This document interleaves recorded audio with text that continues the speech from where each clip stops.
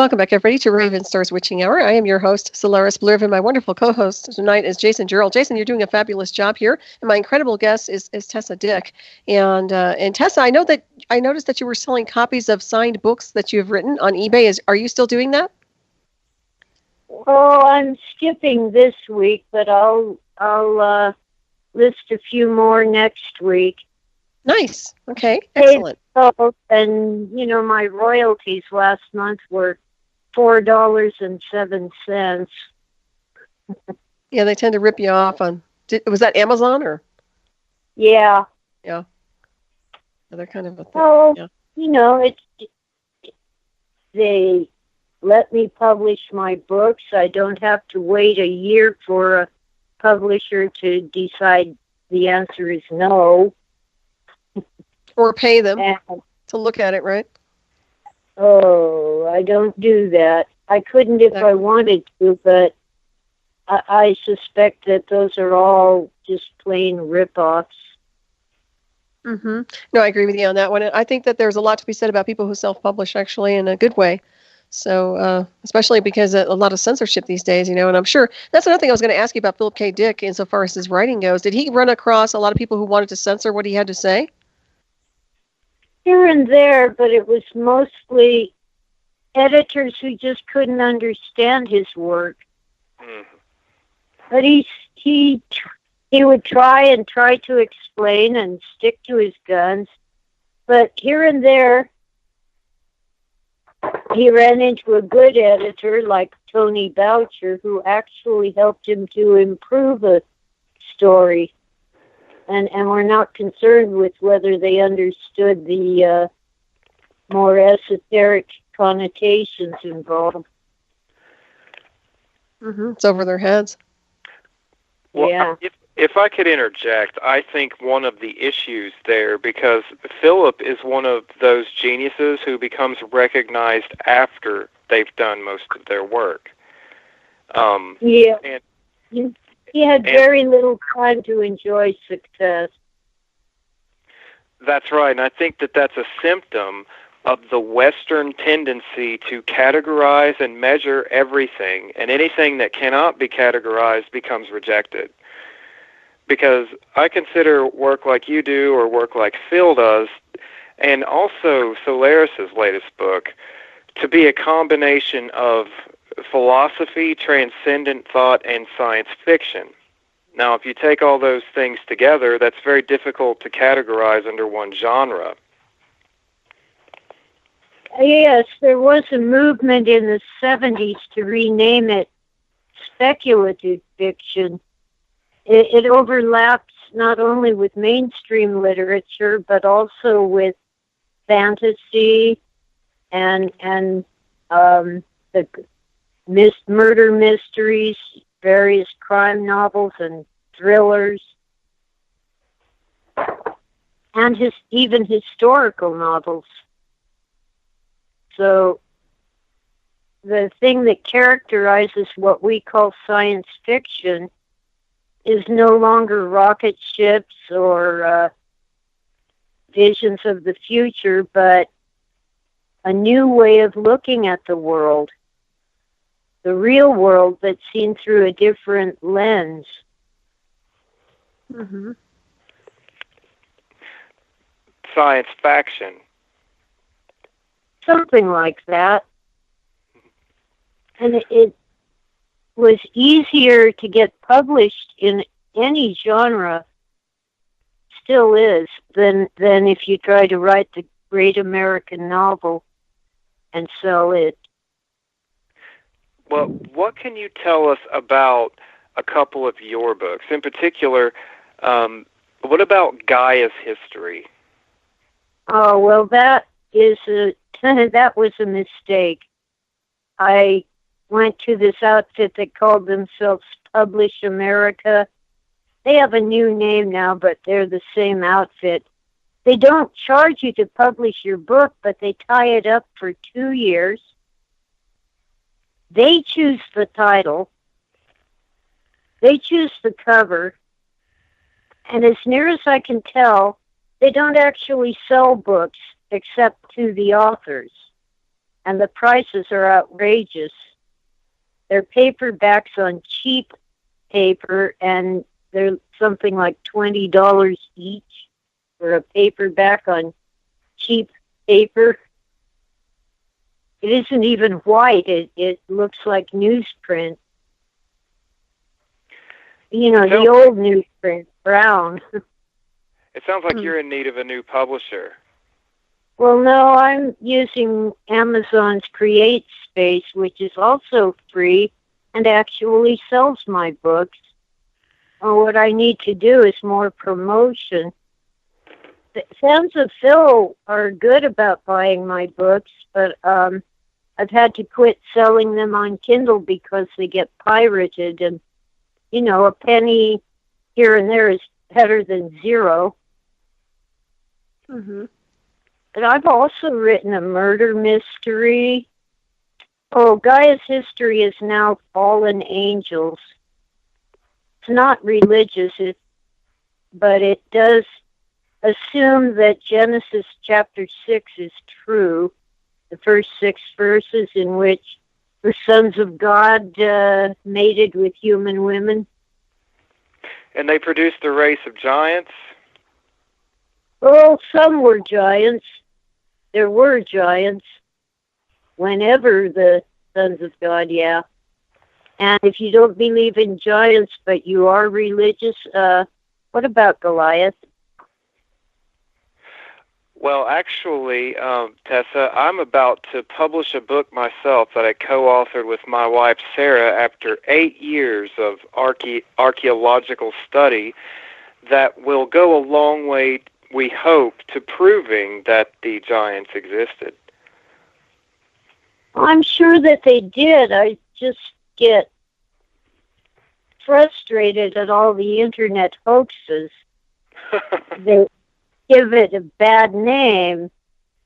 But yeah, now they're claiming that the Watusi tribe in Africa, was not, you know, their average height was not 7 feet.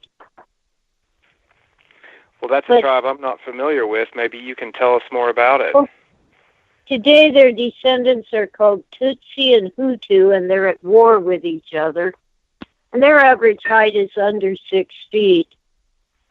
And that's what the mainstream says. But they show this photograph of what they call a short Belgian with a Watusi. It's an old photo.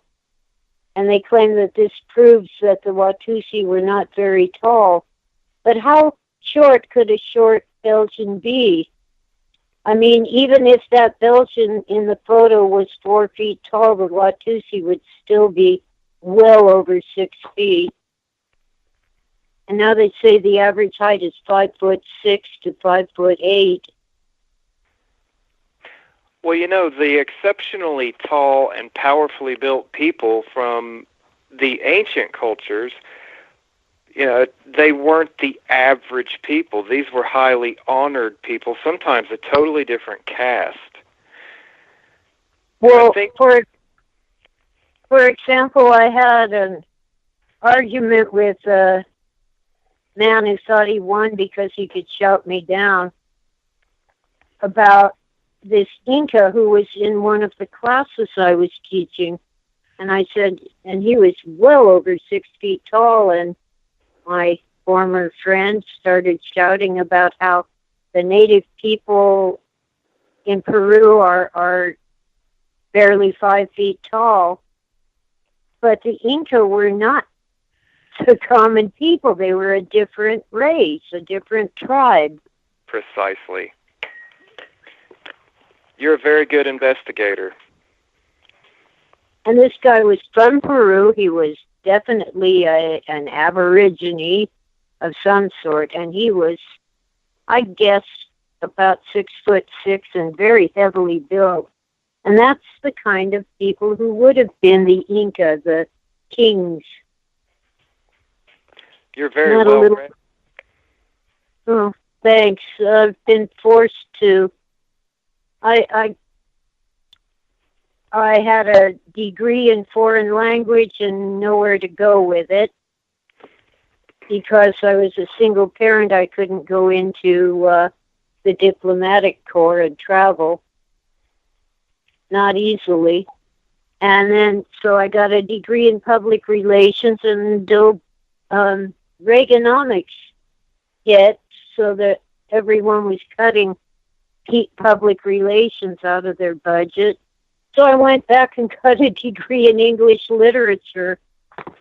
And by the time I got through with all of that, I'd been forced to read every waking minute, day and night. And you know what? I learned more history in literature classes than I ever did in history classes. For example, the Ukraine and all the fuss about Russia invading. Well, I'm sorry, but the Ukraine belongs to Russia. It was stolen from them in the Crimean War and World War I as well. If it were not for Russia, the Crimea and the Ukraine, that whole peninsula would belong to Turkey. It was part of it had been conquered by the Ottoman Empire. And around the time of our Civil War, Russia liberated the Ukraine, including the Crimea, primarily because they needed that warm water port in the Crimea. And if you know your history, you don't get all upset about Russia invading the Ukraine, where our CIA installed a puppet leader after overthrowing the one who was democratically elected. But somebody wants us to go to war with Russia. Hot war or cold war doesn't matter to them. They just want another distraction from what they're doing to us at home. I couldn't agree with that more, and I believe one reason that they want this conflict with Russia is to have a superpower to aim at Russia, because to some degree Russia has obtained autonomy from this sort of world system that really brings me back to some of the things that Phil wrote about in the Valis trilogy, which is this idea that there's this monstrous force that is in control of the world and wants to shape our reality. Oh, yeah. Do you know that I haven't had television in, at least 10 years? And I don't miss it. Well, I'm going on 8 years, and I don't miss it either. I don't have one either. I use my computer. And well, I have the television set, but it doesn't get anything but DVD and VCR. Ladies and gentlemen, the television is an archaic weapon of brainwashing. That is its only function. Absolutely. Agreed. Yep. Well, they'll find a way through the computers as well. But go ahead, Tessa. Oh, I was just thinking of Bill's novel Ubik with an ad, a commercial at the beginning of each chapter. Mm-hmm. I forget which one it was. He had it must have been Faith of Our Fathers. When people took a drug that counteracted the drug that the government put in the water, they could see that the announcer on the television was actually a monster. Like They Live. That's what it reminds me of. Oh, yeah. Yeah, that's actually very true. You know, what he was seeing was actually the reality behind the veil. There's no question. In fact, the novel we're talking about now, there's an attempt in the novel to oppress people with special abilities in the population by the system. And I think in the novel they employ some type of MK Ultra type core of people who have special abilities, and their goal is to oppress the development of those abilities in the populace. And which novel was that? Isn't this Ubik? No, Ubik is where you can't be sure who died and is in cold pack. You might be thinking of The Golden Man. It was made into a movie called Next with, Nick something. Okay, that's probably the case. And it reminds me of the GMOs and the vaccines that they make sure everyone consumes today, which actually does oppress your cognitive abilities to develop into the person you're meant to be. Could be. I know I was a subject in a government-sponsored experiment on school children in the early 1960s. They gave up on me. I just wouldn't cooperate. I have a stubborn streak. That's very interesting. It took me quite some time to realize that the memories I had of that were not imaginary. People tend to dismiss children as just imagining things, and my parents did, but as an adult, I was able to discuss it with my older and smarter brother, and he was able to confirm some of the details of what happened. Well, it's not unheard of that they were doing that. Go ahead. Our parents never knew about this. They were never asked permission. They didn't sign anything. They had no clue. But this group of graduate students from UCLA were studying children in the Los Angeles area, and our school was one of those that they went to find subjects.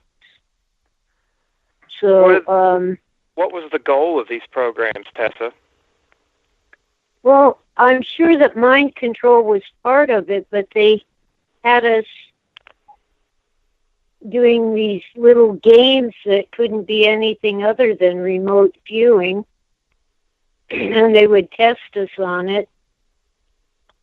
And one of the students in particular was certain that I was giving the wrong answers on purpose. She was right. I didn't want to do it. When they thought that children would have better psychic abilities than adults. I think to some extent they do, but it's dangerous to play with magic because it works, and not always in the way that you expect. You open doors when you do that. Right. And they've weaponized it too. Our science department, our black science department, they've weaponized the occult and the supernatural world. So now everything is based on an interface with AI. So, and it's a very, very monstrous program. There's no doubt about that one. So it's very interesting that you were subjected to that. And of course, they've been doing stuff like that for I don't know how many decades, of people and children getting indoctrinated into various programs for mind control or testing them. Well, I began to suspect that these were real memories, not dream fantasies. When, one of my fellow students was doing a research study in the psychology department, and he gave me the MMPI, Minnesota Multiphasic Personality Inventory. And I recognized it. I remembered answering those questions as a young child, about 7 years old. It was the screening that they did for this study at our elementary school. Well, if you go and look at for people who are near old newspapers or microfilm, if you will go and poll newspapers throughout the 1970s, you will find that there were actually mass protests on every major college campus in the U.S. throughout the 70s because the CIA was staffing the classes with professors who were assets. And the students initially were outraged at this because it was basically an intelligence agency takeover of the major college campuses. And I know that there's actually extensive documentation for some of the protests that were happening back then because people were very unhappy about this. Wow. Well, in the 70s, I was at a community college, and I don't remember running into that, but there was some protest about military recruitment on campus. They were actually considering the draft for women, so I very quickly became a mail-order minister. Even if they did draft me, they'd have to make me a pastor, not a woman with a gun. Actually, especially at that time, I'd have been in the secretarial pool. That's where women went, either that or nursing. Well, there's no greater evil than war. Would you agree with that? Well, what about abortion? On demand. In a way, that's a type of a war. There are times when abortion is the right thing to do, but you just kill your baby because it's inconvenient to have one. Mm-hmm. Ridiculous. Did you know that Margaret Sanger was into the dark arts? Oh, yeah. She founded Planned Parenthood to reduce the number of dark-skinned babies being born. She wasn't interested in providing abortions to white women because she was a racist. Correct. Yeah. But it's a blood sacrifice. When you get down to it, they're sacrificing to their pagan gods. And the best sacrifice, of course, is the most innocent. In our book, we have a speech that Margaret Sanger gave at the headquarters of the Theosophical Society in India, in which she stated that abortion on demand was essential to the creation of a master race, in her own words. Uh-huh. So the Nazis are alive and well. Even though she's dead, her ideas live on way past her lifetime. Well, I think it's a wonderful thing that people like you are still with us to keep pure ideas and ideas that can make a difference alive as well. Oh, I do my best, but I'm just human. No better or worse than many other humans. Oh, at least I think I'm human. Well, that's another thing. Go ahead. Well, I wonder because I have Rh negative blood. Ah, you do. Okay. Very interesting. Yeah. Hybrid, probably. And I'm part Cherokee, and of course the Cherokee came from the stars. Mm-hmm. Yep, you're star people, rather. Excuse me. Yeah. No, I agree. Yeah. I'm definitely sending her a copy of our book when it comes out. Mm-hmm. I want one too. Of course, you'll be on the show to talk about it. Oh, man. So I'm part Cherokee on Dad's side, and even though it's just a smidgen, I look just like a reservation Cherokee. Maybe they don't have the freckles. I was a redhead. Oh, yeah, redheads, too. Does that mean I'm part Neanderthal?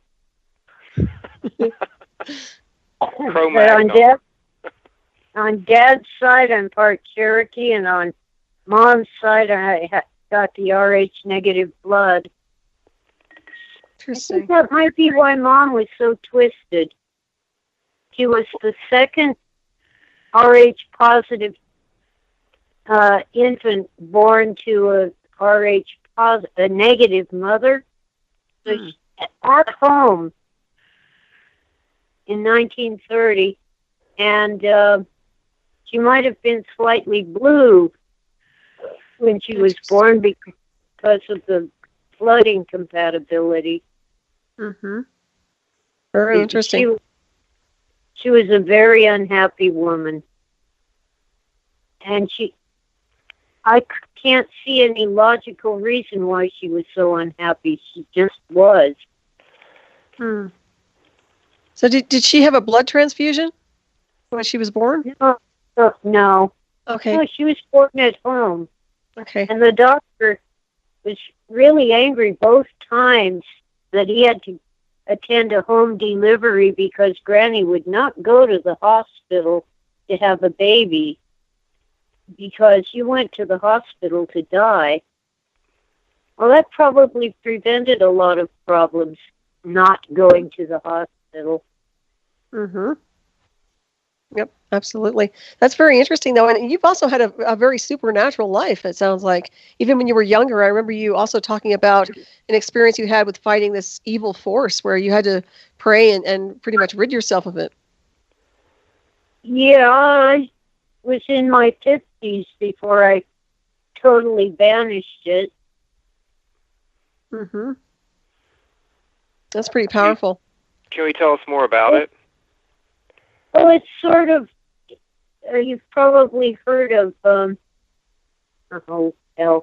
sleep paralysis, where you're awake but you can't move. Mm-hmm. But before it came on, I would feel some creature jumping and landing on me. And I found that if I could speak, even if it was just a growl or a grunt, I could at least ease it, if not stop it. I would actually it would appear to be a seizure. I would be trying so hard to move that my body was shaking. But I definitely had the physical sensation of attacking me. Mm-hmm. And I've done in-depth research into this phenomenon, and I believe that it is 100% real. Well, it is a real experience. We just don't know exactly what it is. I'm going with demons because that works for me. You know, Americans have to be pragmatic. If it works, go with it. Well, I'm going with you. Yeah? Yeah, I'm going with you. I'm going with you because the experiences people have with that phenomenon are identical to what I see in the old records of what people used to call demonic attacks. Yeah, I was not possessed, but I was oppressed and attacked quite violently. And the weird thing is, I could feel this creature's arms. It was kind of a human form, but not a human creature. And I would be fighting with arms that were not my physical arms. Hmm. And what year, Jason, did you say you did that documentation? What year were you looking at? How far back? You can you can find instances of supernatural beings recorded doing things like this all the way into the biblical scriptures. Mm-hmm. But if you were to look at the records of the church fathers and all throughout the history of the church in Europe, their descriptions of demonic possessions and attacks are very similar to two types of phenomena people describe today, one of which is the type of experience that Tessa is describing. Another is the very similar experience that many people who believe in extraterrestrials call abduction. I was going to say that, yeah. I can see that as well. And also the Cherokee bloodline comes to mind insofar as it's not the first time I've heard that kind of a scenario happening with people in the Native American community. So I'm wondering if there's a correlation with that as well.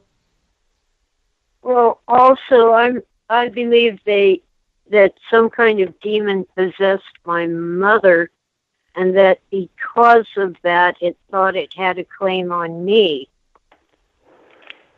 A generational thing. Right. Yep. If you heard Father Malachi Martin, who's since passed away, talk about demons, that's one of the things they do, is they go from one generation to the next. But you need to remember that the devil cannot come in uninvited. You have to open the door. Malachi Martin was a tremendous force and an intellectual. His book, for the audience, if you have not heard of Malachi Martin and you're interested in the things that Tessa's describing, you should certainly read a book called Hostage to the Devil, because Malachi Martin was a true exorcist, and that book contains accounts of some of the occasions that he encountered during his lifetime. Yes, I bought that book, but I haven't opened it yet. It frightens me. But I should read it. But I did hear him talking to Art Bell, and I even purchased a couple CDs of his interviews with Art Bell. It's a shame that Art is kind of gone off the rails. He's kind of retired. Yeah, just as well. People attack him over his personal life, and that detracts from his work. Shame. You know, if you can't attack the message, you attack the messenger. That's very true. Especially on the internet. I figure his personal life is none of my business. Well said. Yeah, what you think of me is none of my business. I love that saying. Yeah, I still remember when I had an ongoing dispute with a neighbor. A third party asked me if I wanted to know what they were saying about me. I said no. Good for you. Well, Malachi Martin suffered that. What's that, Jason? Malachi Martin went through the same thing that Tessa's describing. They attempted to attack him, his personal life, and some of the things he had done. And what the beautiful thing about Malachi Martin was that he never made any bones about the mistakes he made in life. He simply said that it was a good thing that only God has the power to judge us, because if our fellow men judged us, none of us would stand a chance.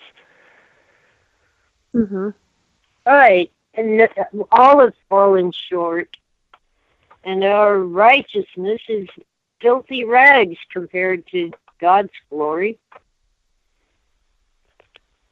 Absolutely. Yeah. I don't know if this is a tangent or not, but it really irks me when people are attacked for being gay because it's unchristian. Well, to my mind, one sin is the same as another, and we've all sinned, so we're supposed to welcome people into the church as they are and not judge them. So even if being gay is a sin, so what? We're all sinners. Well, I mean, how's it any different than me smoking cigarettes? Oh, I smoke. I'm a bad Baptist backslider. I haven't been to church in months. because the pastor is boring. I was baptized in a Southern Baptist church, so I'm a Baptist. And, you know, the Episcopal church that Phil belonged to was too Catholic for my taste, and the Catholic church is too pagan for my taste. So, yeah, I guess I'll just continue being a Baptist. Mm-hmm. Well, you're mentioning religion, and one of the things that really struck me as interesting about Phil's books on the Valis subject was it seemed to me like those books were calling back to this concept that used to exist in very old forms of Christianity of a type of an evil that controlled the material world of illusion. And Tessa, do you ever feel like that type of force is real, and perhaps it exists in entertainment, media, various... Of course it does. That's why I don't have television. I don't even know who these actors and musicians are because... and comics and all kinds of entertainers, because I don't want to let in the... Oh, this is going to sound really reactionary, but I don't want to let in the devil. I know who Beyonce is. But most of the music I know is from the 80s or earlier. Most of the television shows I watch or remember I watched when I was a child. The Twilight Zone, Outer Limits, science fiction theater. Those are great shows. Yeah. Oh, and One Step Beyond, which was more scary because they claimed that they were true stories. Yeah. I'm not a Luddite. I use the internet. I have 2 computers, a cell phone and a tablet. But when my sister put me on her Netflix subscription as a family member, I really enjoy the British and Australian entertainment. It actually requires a brain to watch it. You can't just sit there and veg out.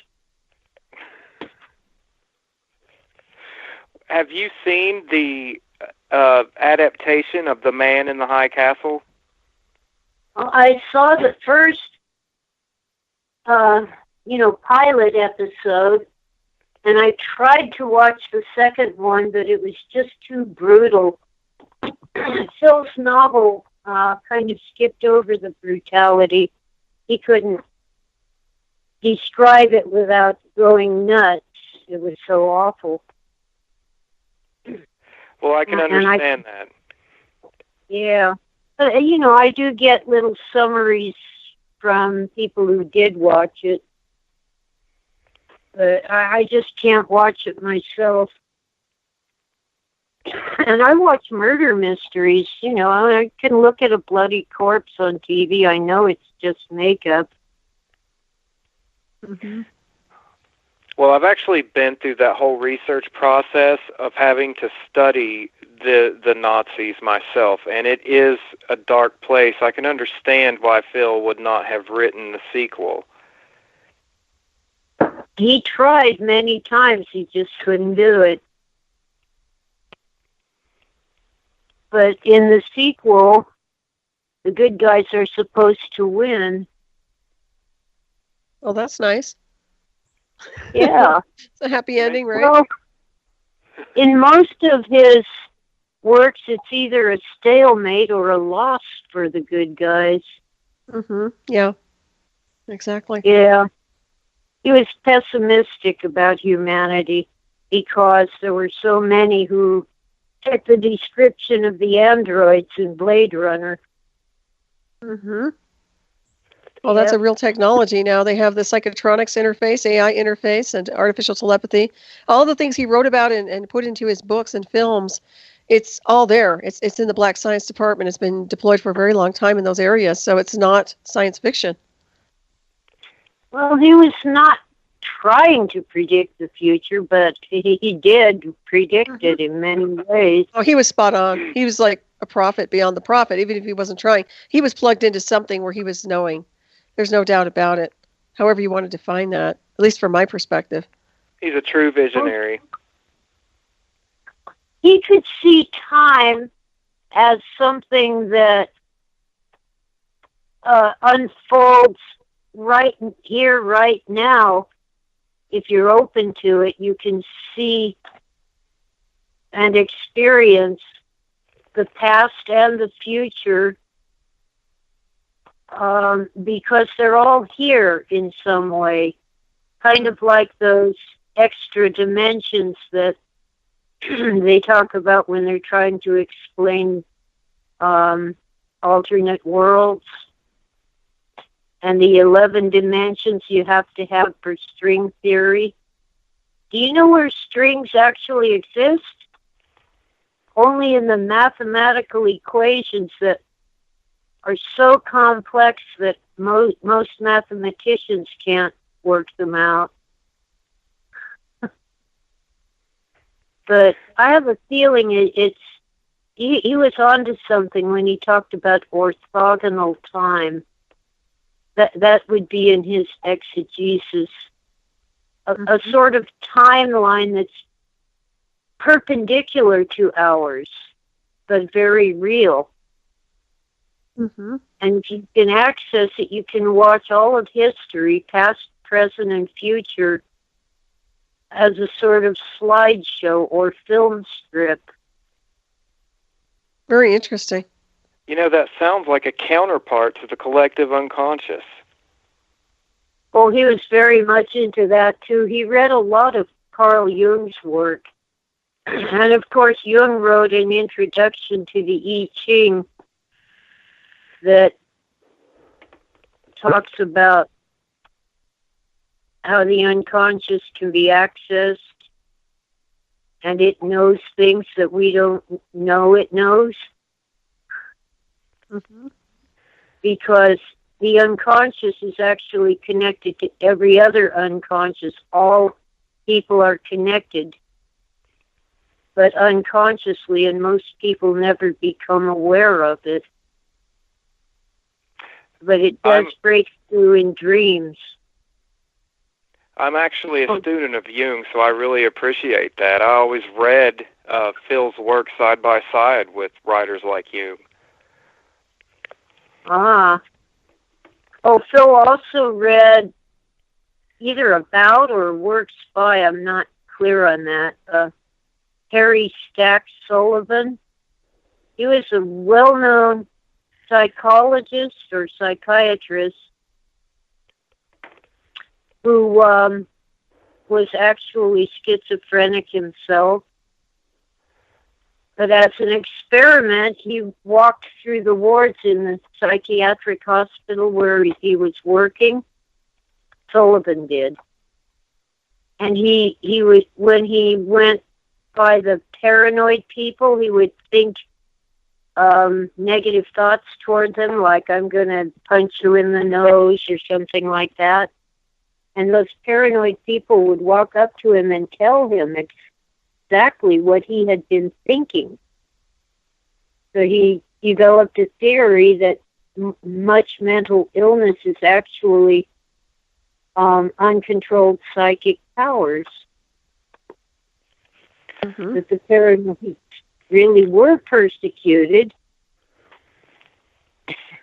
And that makes a lot of sense. Yeah, maybe instead of picking them up, we should teach them how to use their ESP. Mm-hmm. Who was that psychologist? Harry Stack Sullivan. Because that's Phil fascinating. Phil talked about him quite a bit. Well, it makes a lot of sense. But then they also have the EEG heterodyning and cloning, which can actually overlay onto a healthy brainwave a simulation of a schizophrenic brainwave pattern so that people can actually get mind controlled to have an appearance of having schizophrenia when they don't have it. And that's the Covert Technologies Department that does that. CIA deploys a lot of that technology. It's been going on for a while. So you've got that beast, and then you also have what you were talking about, naturally psychic people who are just needing to be fine-tuned, who are literally being affected on a different scale when it comes down to how they're being assessed by outside sources of people. And for anyone who doesn't think that those types of programs exist, I highly recommend that you look into the brain mapping projects of groups like DARPA. That you can actually find this stuff in the federal budget, folks. It's in the federal budget. These types of programs. It's not even something that's funded with black ops in the days we're living in now. Yeah.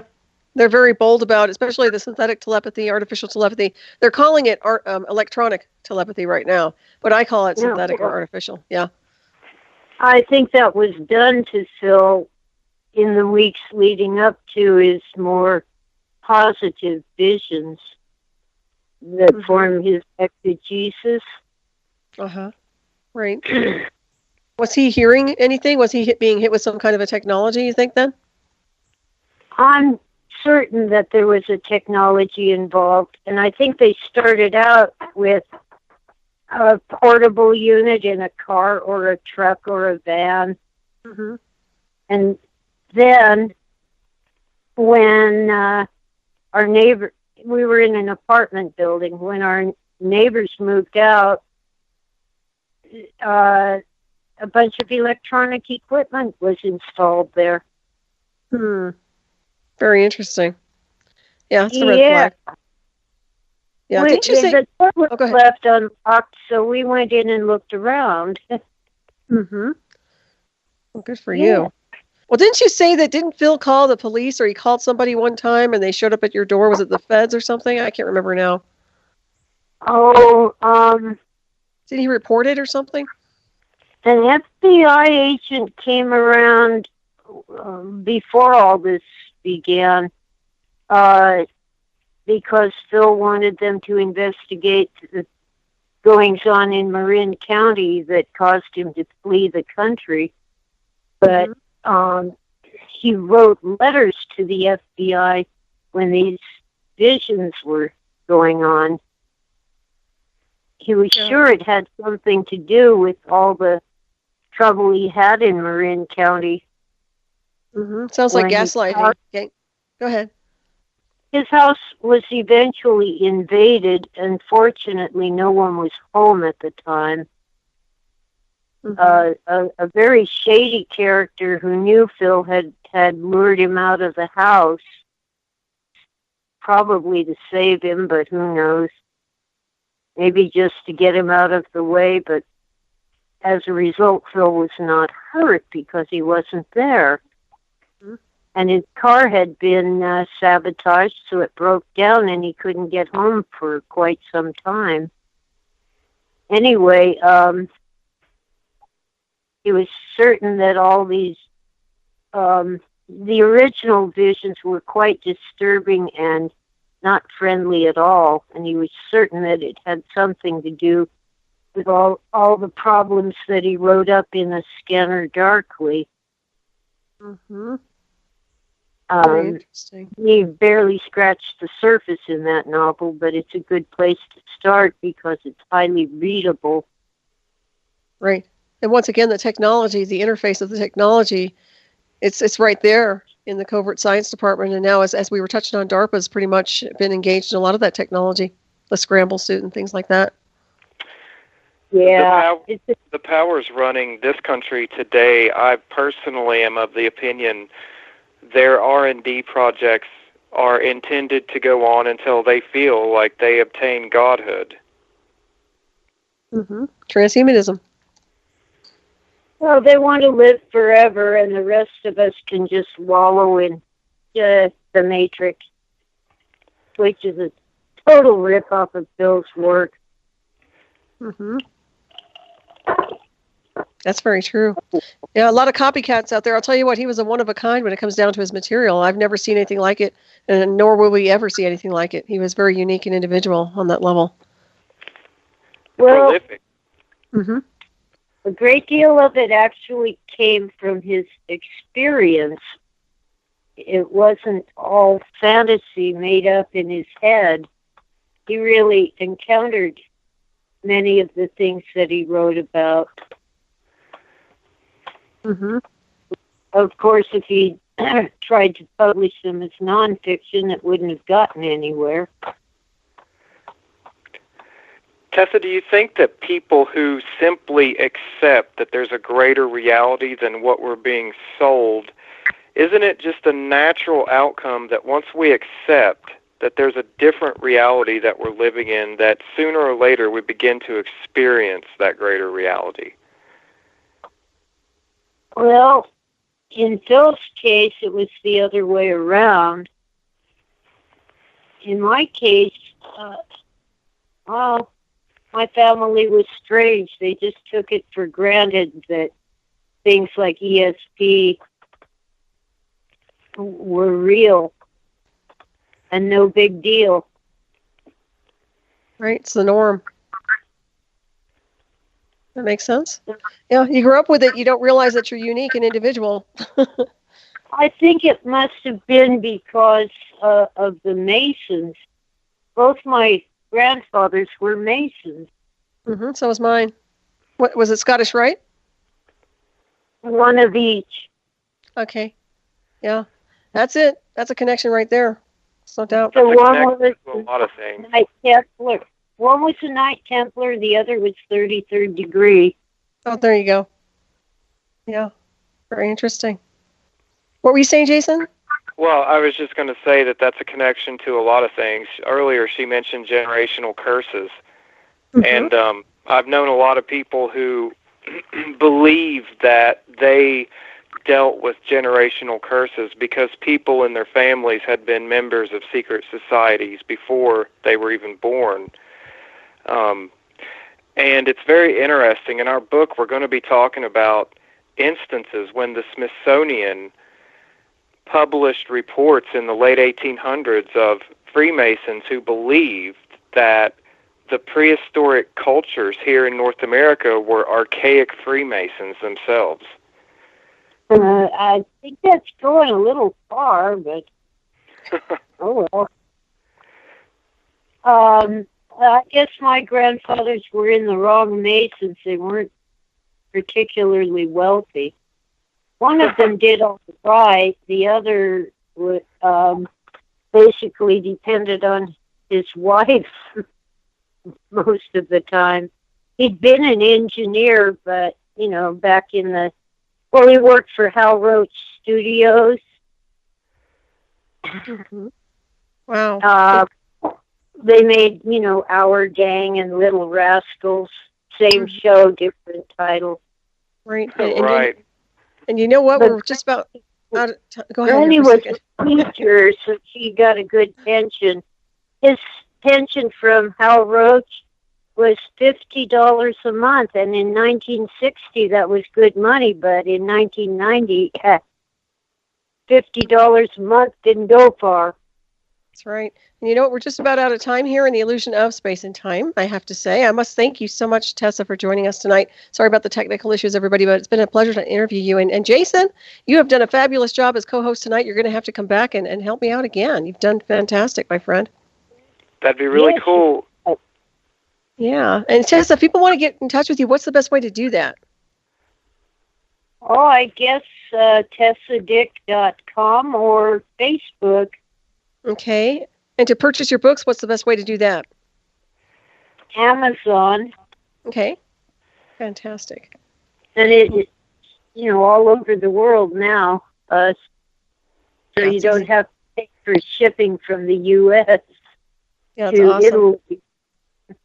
And we like our Amazon. There's no doubt about that. Well, I want to thank you so much. Like I said, it's been an incredible show tonight and interviewing you and talking to you. And like I said, Jason, you did such a wonderful job, asked so many wonderful questions.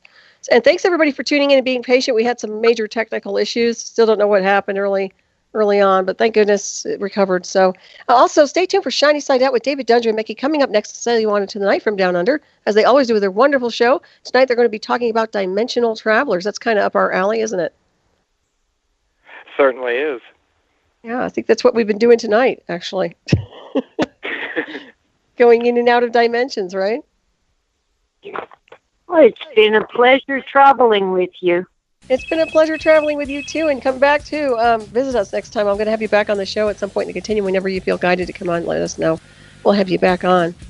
Oh, any time except Sundays. All right. All right, we'll have you back, Tessa. You take care of yourself. Everybody have a great weekend out there. Until next time, thank you, Jason. Thank you. Thank you, Tessa. Thank you.